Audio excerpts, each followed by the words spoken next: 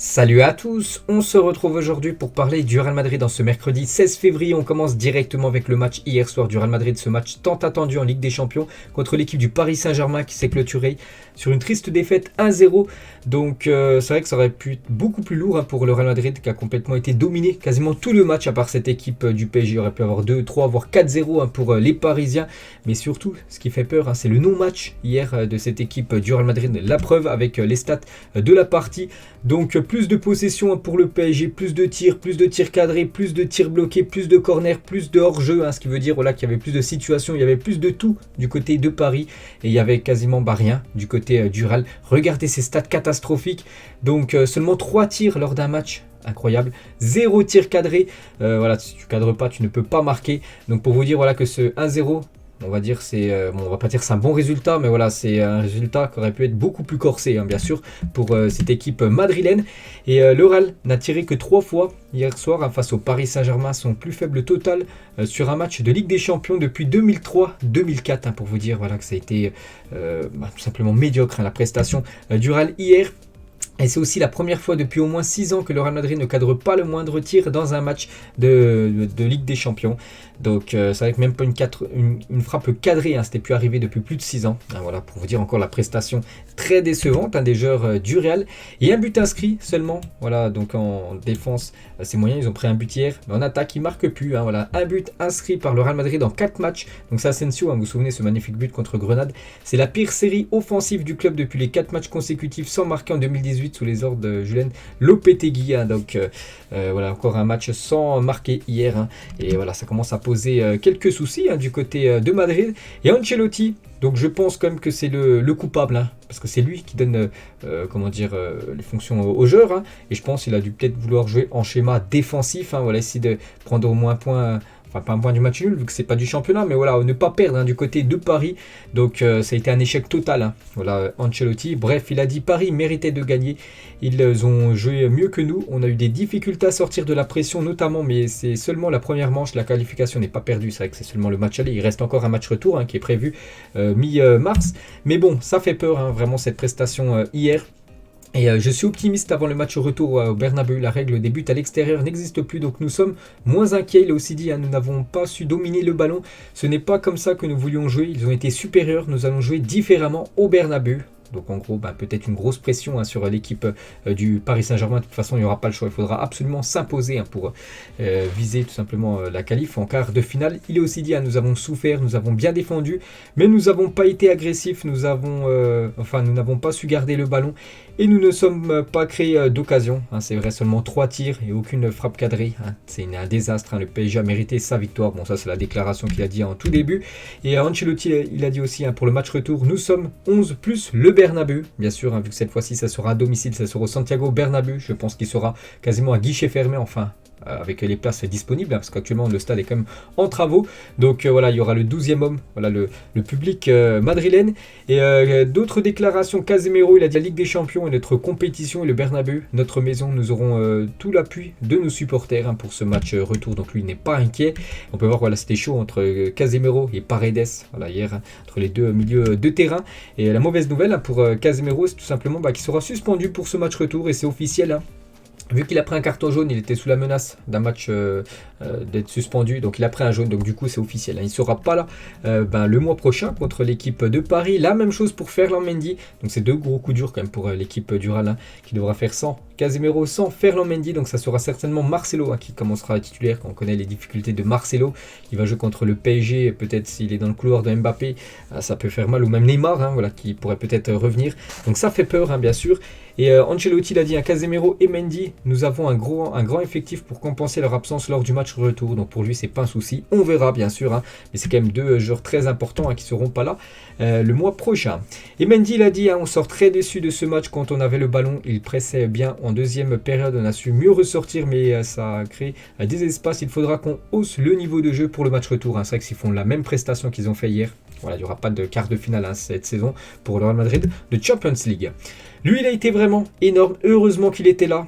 Thibaut Courtois, sinon le score aurait été beaucoup plus lourd pour l'équipe du Real Madrid. Donc bien sûr, c'est le gardien belge Thibaut Courtois qui a fait quasiment un match XXL. Dommage, il prend ce but en fin de match. Voilà une photo de tous les joueurs, enfin quelques joueurs du Real Madrid sur Thibaut Courtois quand il a arrêté le penalty, parce que le PSG a obtenu un penalty tiré par Léo Messi, arrêté par le gardien belge. J'avais étudié Messi pour les penalties, je savais de quel côté il allait tirer, donc il a bien fait d'avoir étudié tout ça avant la rencontre. Il a aussi, on peut voir aussi avec cette info qu'il a arrêté comme les 3 derniers penalties qu'il a eu à faire. Donc face à Guedes, face à Valence, face à Raúl Garcia contre l'Athletic Bilbao et contre le Paris Saint-Germain hier de Léo Messi. Donc quelques photos voilà, de Thibaut Courtois, encore un gros match. Actuellement peut-être le meilleur gardien au monde, Thibaut Courtois, mais après un match de titan, la muraille Courtois était abattu. Il était dépité surtout de prendre un but. Il est resté 30 secondes de jeu exactement. Il aurait fait un clean sheet. Il aurait pu faire un match énorme bien sûr. Avoir le trophée d'homme du match, c'est Mbappé qui a reçu ce trophée. Donc non les gars, vu que à la fin du match, il s'est fait battre par Kylian Mbappé. Bon, il peut pas tout arrêter, peut-être ça vient. C'est aux défenseurs de mieux défendre tout simplement. Bon, on peut voir Militao et Lucas Vazquez, il doit être bien plus proche sur Kylian Mbappé. Bon, après il pouvait pas le toucher, on peut voir la Jack Militao, il est à la limite. Vazquez, il a mis son pied, on peut voir son pied qui est vers le ballon. Il l'a enlevé au dernier moment parce que s'il touchait Mbappé, ça aurait pu être de nouveau un penalty pour l'équipe du Paris Saint-Germain. Donc voilà, après il faut être plus près au départ de l'action, bien sûr, sur l'attaquant français, parce qu'on sait que c'est une sacrée menace. Et Thibaut Courtois, il a dit tout est ouvert pour le match retour. Voilà, on sait qu'il y a ce match retour. Voilà, le mois prochain, il a dit c'est dommage, je fais un grand match, j'ai aidé l'équipe pour garder le nul à la dernière minute. On encaisse un but bêtement en 3 contre 1. C'est dommage, Paris a bien joué avec le ballon, on ne voulait pas jouer aussi bas. Mais après, voilà, il voulait pas jouer aussi bas, mais voilà, ça a été un échec qu'on va dire collectif, même si lui, il a fait son match. Le reste de l'équipe, ça a été très compliqué hier. Toni Kroos sur son compte Twitter, des performances décevantes, mais tout est encore possible avec ce match retour, bien sûr. Modric, les gars, Modric décevant hier. Ça n'a pas été un grand Luka Modric, c'est rare de dire ça. C'est avec Luka Modric souvent très régulier dans ses matchs, c'est pour ça que c'est un joueur de classe mondiale. Et voilà, de temps en temps, il passe à côté de ses matchs. Donc hier, voilà, ça n'a pas été un grand Luka Modric. Il a perdu quand même beaucoup de ballons. Carvajal, peut-être le pire joueur du Real Madrid hier. Il était sur le couloir de Mbappé, mais bon, il a pris la foudre quasiment tout le match. Très compliqué le match de Carvajal. Asensio inoffensif en attaque. On l'a pratiquement pas vu. Nuno Mendes, les gars, l'a quasiment canalisé toute la rencontre. La même chose pour Vini Junior qui était en duel avec Achraf Hakimi, le défenseur marocain. On l'a pratiquement pas vu. Vini Junior concernant Benzema, qui n'était pas à 100%. Karim Benzema pour ce match, il revenait de blessure. Il a touché quand même peu de ballons, Karim Benzema. Je ne sais même pas s'il a tiré dans les 3 frappes. Je ne sais pas s'il y en a une de Benzema. Donc il est devenu le joueur français le plus capé de l'histoire en Coupe d'Europe à égalité avec Thierry Henry, 140 matchs. Donc félicitations à KB9. Et il était bien présent dans le 11 de départ. On ne savait pas si Ancelotti allait le mettre directement titulaire, et il a bien commencé titulaire. Et on peut voir les notes du 11 titulaire hier côté Real Madrid. On peut voir PSG au-dessus, mais non, on regarde surtout Real Madrid. Donc la plus haute note, c'est Thibaut Courtois. Il a obtenu une note de 8 quand même, malgré son but encaissé en fin de match. Comme j'ai dit, il n'aurait pas été là, ça aurait été beaucoup plus lourd le score pour l'équipe de Paris. Bref, on peut voir, je sais pas, Casemiro obtenu 6, Toni Kroos 4, Luka Modric 5 à peine la moyenne, Asensio 3, Carvajal 2, donc c'est un très mauvais match de la part de Carvajal, ou même Benzema 4, insuffisant pour l'attaquant français. Le match retour sera décidé au Bernabeu. C'est vrai qu'on parle beaucoup maintenant de ce match retour. Voilà, vu que c'est un match très important. Et Mijatovic, ancien joueur du Real Madrid, maintenant consultant sur des chaînes en Espagne, il a dit: j'avais un bon feeling avant le match contre le PSG, mais après ce que j'ai vu hier, je ne suis pas si confiant. Je suis inquiet pour l'image de l'équipe avant le match retour. Il reste quelques semaines pour corriger certaines choses. Donc là, il y aura des matchs de championnat avant ce match prévu, je crois que c'est le 9 mars, de toute façon j'ai le calendrier après, donc voilà, il va falloir faire carton plein, quasiment 3 victoires contre les 3 futurs adversaires en Liga pour avoir le plein de confiance avant ce match retour décisif pour se qualifier pour la suite de la Ligue des Champions. Et on peut voir que les journaux espagnols, bien sûr, ça revient sur ce match. Donc la une journal Marca, qu'est-ce qu'il est bon? Mbappé, bien sûr. La une journal AS, c'est de la bombe. On peut voir toujours l'action du but de Kylian Mbappé. La une journal Mundo Deportivo, ainsi Mbappé gagne. Et la une journal Sport, revue et grand but. Voilà, en une de ces 4 gros journaux espagnol bien sûr, hein. Ça fait la une à chaque fois sur Mbappé et avec l'équipe de Paris qui a battu hier le Real Madrid. Et toujours avec Mbappé, donc il a été ovationné par les supporters du Real Madrid à l'annonce du speaker, c'était avant le match, hein. Je pense pas qu'à la fin de la partie les supporters du Real ont applaudi Kylian Mbappé après son but, je pense pas, mais avant le match, voilà, il a été ovationné, hein, par les supporters madrilènes à l'annonce de son nom, parce que vous savez qu'il y a de grandes chances quand même qu'il rejoigne cette équipe du Real Madrid, hein. Ça sera quand même un sacré atout, hein, quand on voit les prestations qu'il fait lors des matchs de Ligue des Champions. Voilà, ça sera bien sûr une énorme recrue, hein, pour le Real Madrid. Et le commentateur de Cadena Copé, après le but de Mbappé, Kylian, viens vite en Espagne, viens vite à Madrid, c'est un animal, on oublie le Viking, donc en parlant de Haaland, et on fait venir cet animal, quel animal, hein. Donc voilà les gars, le commentateur de cette chaîne en Espagne. Et sur les Twitter spécialisés, hein, sur l'équipe du Real Madrid, donc des Twitter fans, donc ça passe pas, hein, cette défaite, hein. Donc le maillot du Real Madrid est blanc, il peut être taché de boue, de sueur et même de sang, mais jamais de honte, hein. C'est Santiago Bernabéu qui avait dit ça, une ancienne légende, hein, du côté du Real Madrid. Maintenant le stade, hein, porte son nom. Donc les joueurs et l'entraîneur n'ont malheureusement pas pris conscience de ça apparemment. C'est vrai que c'est honteux quand même le match du Real Madrid hier, hein, produire si peu comme lors d'un grand rendez-vous de Ligue des Champions. Donc voilà, le Real est passé complètement à côté de son sujet hier. Et on peut voir voilà, David Alaba en fin de match, hein, il est parti quand même saluer les supporters du Real Madrid, hein, qui ont fait le long déplacement de Madrid en France, hein. Il y avait quand même 2000 supporters, voilà, du côté du Parc des Princes hier, hein, lors de ce gros match de Ligue des Champions. Et c'est vrai que le Real, à chaque fois qu'il jouait contre un club français, mais il y avait souvent victoire, très rarement défaite, hein. Le Real Madrid s'est incliné face à un club français en phase d'élimination directe de Ligue des Champions pour la première fois depuis le 16 février 2010. C'était face à Lyon, ça fait quasiment 12 ans, voilà, quasiment même jour pour jour, hein. Voilà, parce que on est le 16 février, donc voilà, il y a 12 ans jour pour jour, c'est la dernière défaite du Real contre un club français lors d'un match élimination directe. Donc voilà. Toujours avec le Real, bon, il y a eu des défaites hier, mais il ne faut pas oublier que ça reste le club qui a remporté le plus de Ligue des Champions, voilà, le meilleur club de l'histoire du football, hein. Si vous regardez les Ligues des Champions remportées, les clubs qui comptent le plus d'apparitions en huitième de finale de Ligue des Champions, n'oubliez pas que le Real, hein, c'est l'équipe qui a participé à plus de huitièmes de finale. C'est aussi l'équipe la plus capée en phase d'élimination directe de Ligue des Champions, 105 matchs, hein. Donc voilà, lors des matchs élimination directe, c'est aussi une des équipes qui a remporté le plus d'argent depuis 1992. Donc le Real se classe deuxième, plus de 1 milliard 36 millions d'euros récupérés, 1 million d'euros d'écart avec la première place, hein, qui est l'équipe du Bayern Munich. Et c'est vrai que d'après les bookmakers anglais, l'équipe du Real, c'est pas l'équipe favorite pour remporter cette Ligue des Champions, ils sont très très loin. Donc ils ont seulement, d'après les sites, hein, seulement 4% de chance, hein, de remporter cette édition de la Champions League. Donc le programme maintenant du Real Madrid après cette défaite, hein, très décevante hier, donc journée de repos. Aujourd'hui, donc les joueurs, hein, reprendront l'entraînement dès demain à partir de 11h, hein, déjà pour préparer les prochains matchs de Liga et après pour se focaliser, hein, sur ce match retour. Donc les prochains matchs, hein, ça sera contre Alaves à domicile, ensuite Vallecano et ensuite la réception de la Real Sociedad. Donc voilà, 3 matchs importants, il faudra 3 victoires, hein, pour prendre le plein de confiance. Puis après, c'est le 9 mars les gars, ce match retour, hein, contre l'équipe du Paris Saint-Germain. Florentino Pérez, il était bien au Parc des Princes avant-hier. Hier et avant-hier bien sûr, et avant-hier les gars, il a bien dîné avec Nasser, le président du Paris Saint-Germain. Donc il est arrivé avec 26 minutes de retard, hein, pour son déjeuner. Il y avait Butragueno et Angel Sanchez, hein, qui étaient bien à l'heure, hein, pour ce déjeuner avec les hommes forts, hein, du PSG, les hommes forts du côté de Madrid.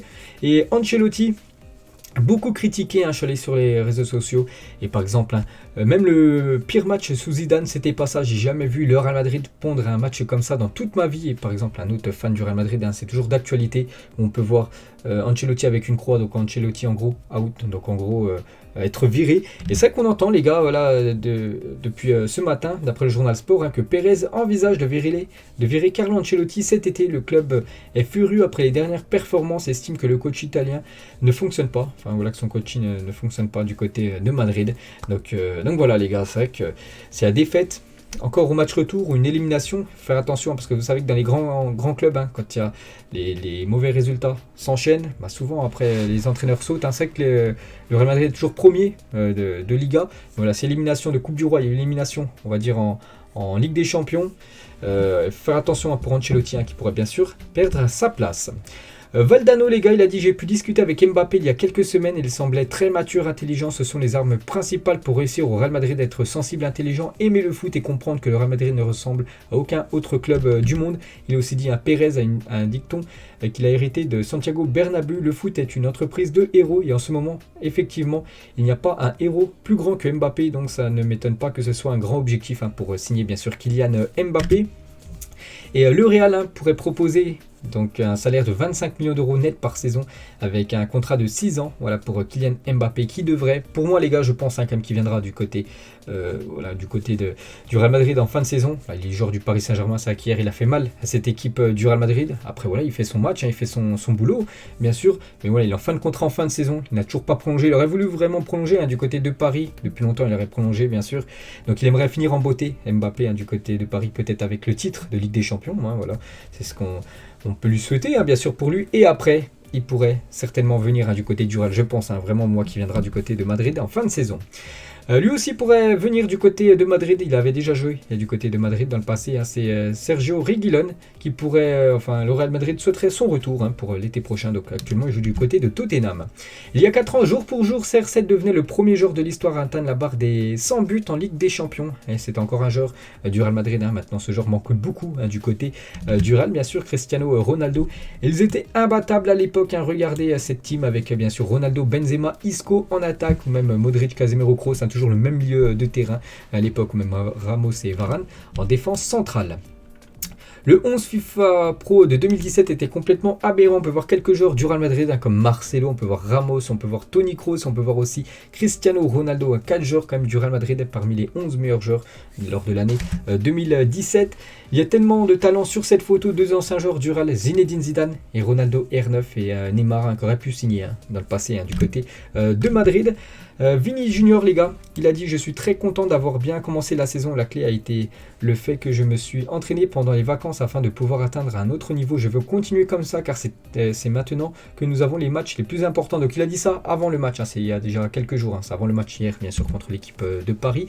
Et comme je suis revenu après mes coéquipiers l'été dernier suite à la Copa América, j'ai travaillé ma condition physique et dès mon arrivée à Madrid j'ai commencé à suivre un régime pour être la meilleure version de moi-même. Je pense que je me suis bien préparé, je le fais toujours, mais cette fois-ci c'est différent car je suis plus mature et je sais que je dois faire ce que je dois faire pour m'améliorer. Donc voilà ce que dit Vini Junior, même s'il a été décevant hier, il a quand même passé un cap bien sûr cette saison. Et on finit les gars, voilà cet épisode avec ce résultat. Donc n'hésitez pas à mettre en commentaire pour vous qui est le coupable. Est-ce que c'est les joueurs, est-ce que c'est l'entraîneur? Il y a quand même de grandes chances, moi je vous dis, c'est pour moi quand même l'entraîneur, parce que c'est lui qui a donné les ordres aux joueurs de rester bas, peut-être de ne pas faire un gros pressing. Donc vous pouvez mettre en commentaire ce que vous avez pensé tout simplement de cette prestation hier quand même catastrophique du Real Madrid. Donc voilà les gars, la fin de cet épisode, j'espère que ça vous a plu. On se retrouve demain, on parlera cette fois-ci du FC Barcelone. Bonne journée à vous.